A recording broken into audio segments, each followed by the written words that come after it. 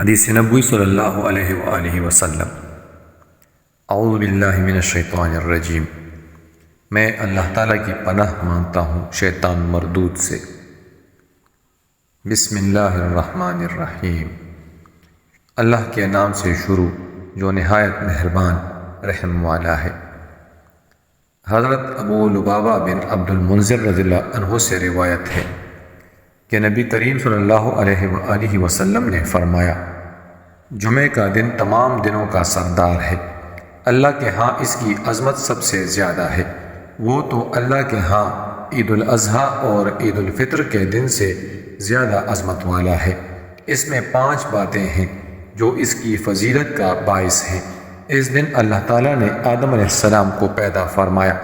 اسی دن اللہ نے آدم علیہ السلام کو زمین پر اتارا۔ اسی دن اللہ تعالیٰ نے آدم علیہ السلام کو فوت کیا۔ اس دن میں ایک ایسی گھڑی ہوتی ہے کہ اس میں بندہ اللہ سے جو کچھ مانگے اللہ اسے وہی کچھ دے دیتا ہے، جب تک کسی حرام چیز کا سوال نہ کرے۔ اسی دن قیامت قائم ہوگی۔ ہر مقرب فرشتہ، آسمان، زمین، تمام ہوائیں، پہاڑ اور سمندر جمعہ کے دن سے ڈرتے رہتے ہیں۔ سنن ابن ماجہ، حدیث نمبر 1084۔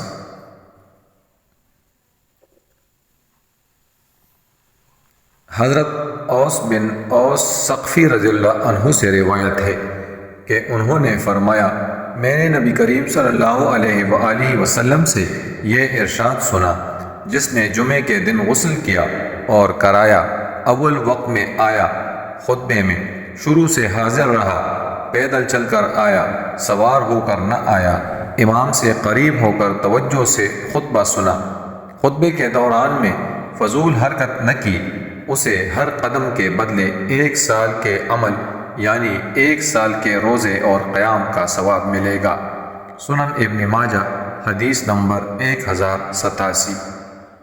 حضرت ابو ہریرہ رضی اللہ عنہ سے روایت ہے کہ رسول اللہ صلی اللہ علیہ وآلہ وسلم نے فرمایا، جب جمعے کا دن ہوتا ہے تو مسجد کے ہر دروازے پر فرشتے آ جاتے ہیں جو لوگوں کے نام ان کے درجات کے مطابق ترتیب سے لکھتے رہتے ہیں۔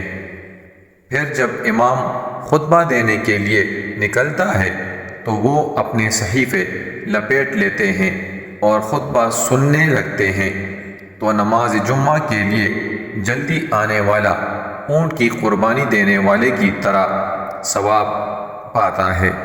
پھر جو اس کے بعد آتا ہے وہ ایسے ہے جیسے گائے بطور صدقہ قربان کرنے والا، جو اس کے بعد آتا ہے وہ ایسے ہے جیسے مینڈا قربان کرنے والا۔ اللہ کے نبی صلی اللہ علیہ وآلہ وسلم نے مرغی اور انڈے کا بھی ذکر فرمایا۔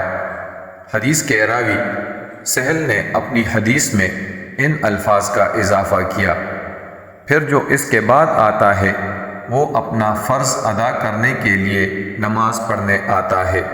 سنن ابن ماجہ، حدیث نمبر 1092۔